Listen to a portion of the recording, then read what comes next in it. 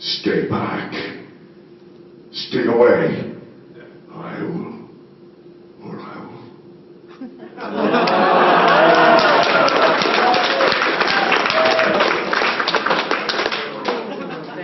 Right over here, sir.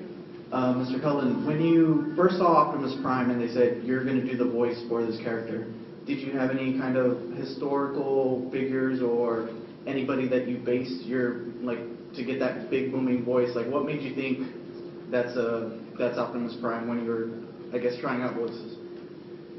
It's a classic story that I told and I've been telling for years.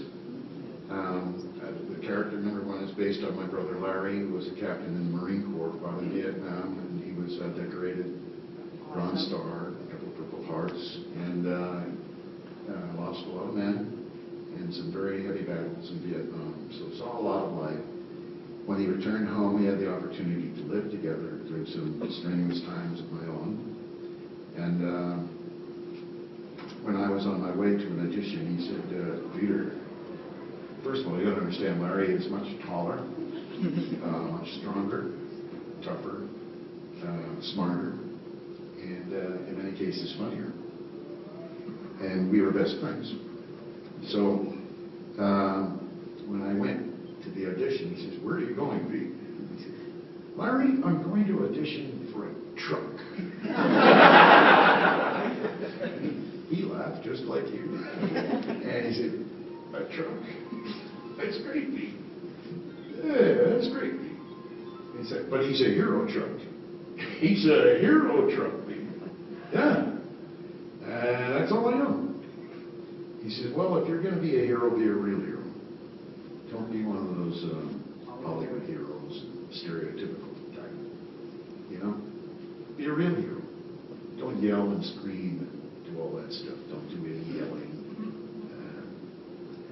Be quiet, be strong, and be strong enough to be gentle. Understanding, a lot of advice. And he said, good luck.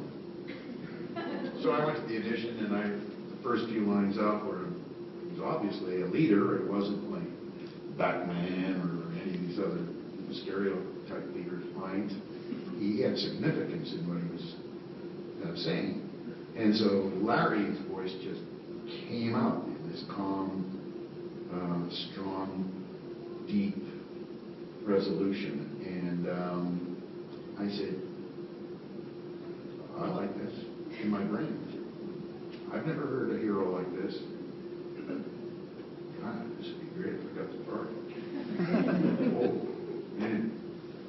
I found out a few weeks later that I, in fact, did get the part. And I found out he had Ironhide and another character. I don't remember what. I auditioned for several. And when I saw the actual animation, the character was so huge, and I thought, well, maybe I should make him a little bigger to coordinate between size and stuff like that. So there were a lot of times when I would give commands, and we would all have such fun in the room anyway. And I remember there was one time when I was just screwing around, and I read one of the lines as John Wayne. Okay, kid, let's take them to Missouri.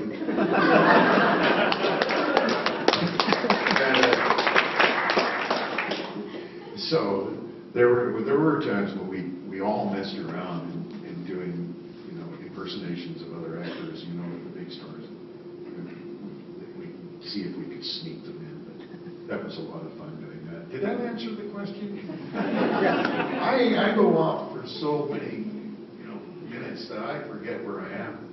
It's kind of strange. Oh yeah. San Antonio.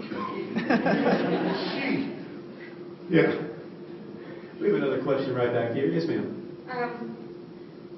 I have an in-question character question. I have an in-character question for Optimus. It was an idea I found online several years ago, and of course, a lot of people came up with their own ideas of what Optimus's reaction would be, since they never could ask him themselves. But for the G1 fans, if anyone remembers the episode where poor Optimus got decapitated and his body was reconstructed into an alligator, I would like to know Optimus's reaction if he ever saw, as I nicknamed him, Shark Spark, come back due to one of Wheeljack's brilliant ideas. Did that actually happen? Yes. Huh? Where am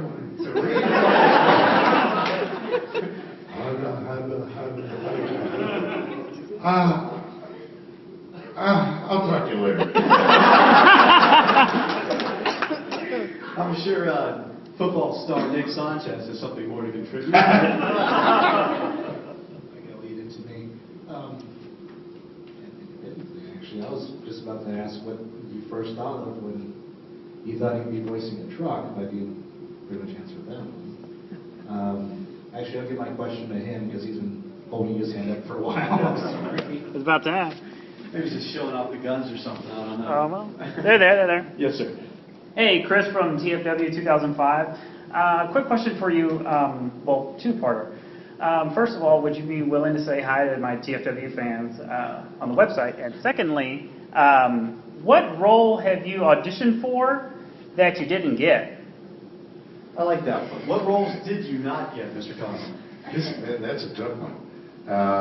Because I used to audition all the time. And I got tired of waiting for the phone to ring. So if you imagine in an actor's life, you know, his last job is his last job. And you have to go out and knock on doors. Your agent will call you up and say, well, you're going here today, you're going there today, and you're going here today. These are not jobs, these are auditions. And you do that for thousands and thousands of miles on your car. And you get lucky. And you get a job that makes it all worthwhile. I couldn't tell you how many auditions I've been on in the cartoon world, but I know I've been very lucky because like Frank Welker and Steve Bloom, and you know, there are a lot of actors that can do 60, 70, 80 voices, and so you're going to get a shot at if you audition for 12 characters, you're going to probably get one or two, and that's where I was very lucky. Position to be in. I could do multiple sounds and characters. And once you break down the door, then you have a relatively good chance of making a living at it and raising your kids. So very fortunate. I'm very grateful for that opportunity. We have time for one last question over here. Quick question, and then also I wanted to expand on what I wouldn't be able to tell you at some other time. Why hasn't Frank come out when he's, you know, basically your antithesis and also has integrity in what he does? Why hasn't he come out? And also, I wanted to kind of continue in just thanking you for what you've done for us. I went to see Transformers, the anime, in 1986 with a 6th grader, myself going into 7th grade, and a 10th grader. We all came out with the same effect. It sucked that you died, and it tore us up. And I'm glad that the new movies have been coming out more because I found out more about you instead of just Optimus, and I realized how much you were him, and it resonated even stronger now than it did then, and it's something, you know, I could pass on or, you know, teach, you know, to my daughter who's also a fan. She's getting into the girl stuff now, but I share those things with her. And when I was watching Transformers Prime and saw the dedication of your brother, I had to actually take time out of my lunch. I was on lunch break, and I had to take time out of my lunch, and I was like, a part of that history, a part of that reason, a part of what we are here for is not here anymore. And I was saddened by that. And I wanted to, again, continue to thank you for what you do. And my wife sending me here for my bucket list birthday present is, well, I don't know if I have a bucket list anymore because it's happened. And again, thank you for sharing, and some of the friends I've made here today are because of you. And just thank you more and more. I appreciate that. Thank you very much. That means a lot to me.